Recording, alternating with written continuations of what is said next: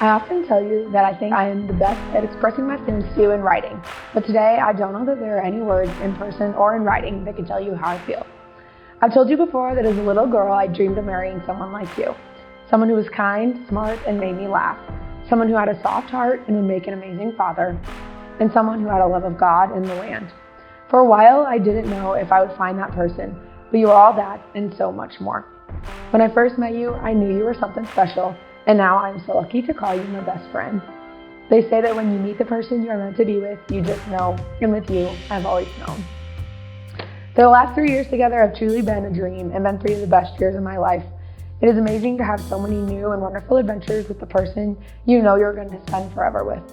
I love that you enjoy adventure and challenge me to do things outside my comfort zone, but you always stay true to who you are and grounded in your roots. I know the next 75 years, and when I said yes, I plan for us to live to 100. Won't always be easy, but I promise to love you, support you, and stand by you through it all. I feel so blessed knowing you'll do the same for me. I can't wait to take on life with my best friend. Here's to the start of our lives together and many years of fun, travel, children, and so much more. May we always remember to keep God and each other first, and I know we will have an amazing life together.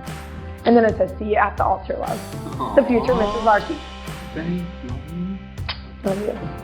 So sweet.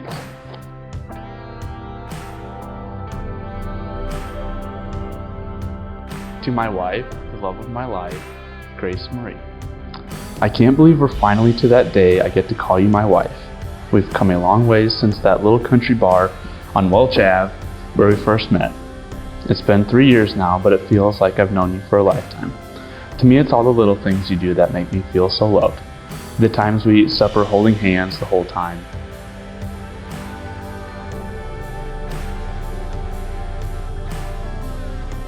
Ranger rides in the pasture, the bike rides, or late night car rides with the windows down and your blanket on. And even the times we just lay next to each other and say nothing.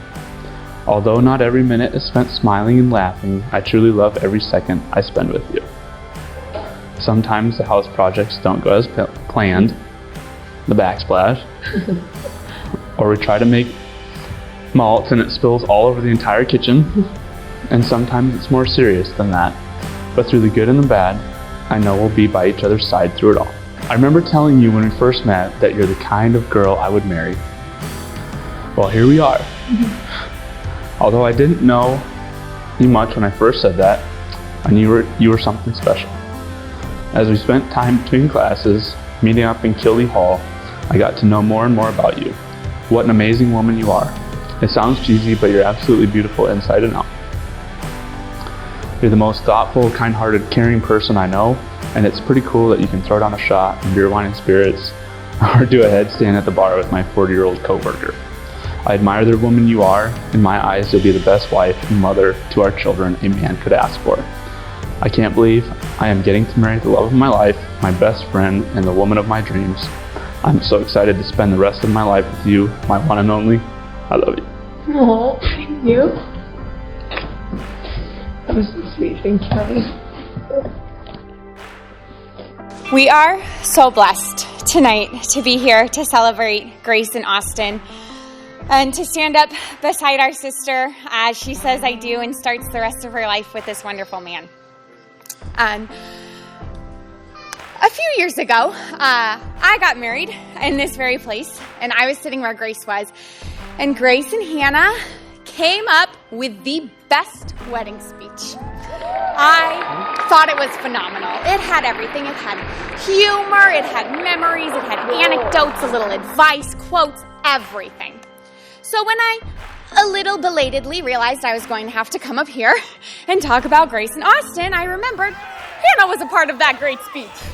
She will absolutely have this. And I said, Hannah, you got this? And she said, Grace wrote that speech.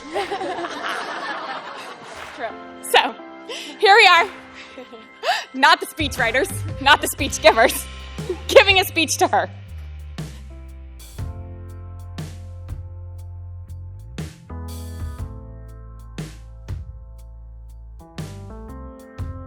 Austin and I decided that last year of college we both needed to start getting serious about trying to find a girlfriend and starting to settle down and find someone. I was with Austin the night he started talking to Grace in the basement of Outlaws. At first, I thought she'd give him a fake number because she's way out of his league. Come to find out, she gave him his number and everything. Maybe those dance classes you took paid off. I think that's probably what it was. It was a slate pool table. It weighed like 1,200 pounds. We got 12 guys loaded up on a trailer, and I hauled it all the way to Hale, Iowa, in eastern Iowa, and sold it to my best friend Austin for $200. Then Austin fell in love with this girl named Grace, and he had to buy her this big old rock. And he turned around and sold that pool table for $800.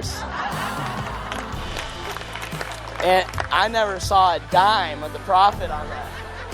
He flipped me cold turkey, and I'm glad I can be on Grace's finger the rest of my life. So, that's all I got to say about that. Cornered up over here. I walk up to him, what are you doing? Oh, nothing. And he had a big backpack on. He was eating a cookie. And I'm looking at him, I'm like, do you have a backpack full of cookies? Yeah. Like, okay, first of all, give me one. Second of all, we're at a drinking party. He's like, my mom made them. I'm like, I grabbed the backpack, looking at him, I'm like, you bought 2 beers with us and a backpack full of cookies. And he's getting all defensive about how his mom made them. I'm like, that's great. Did you put a coloring book and crayons in there too?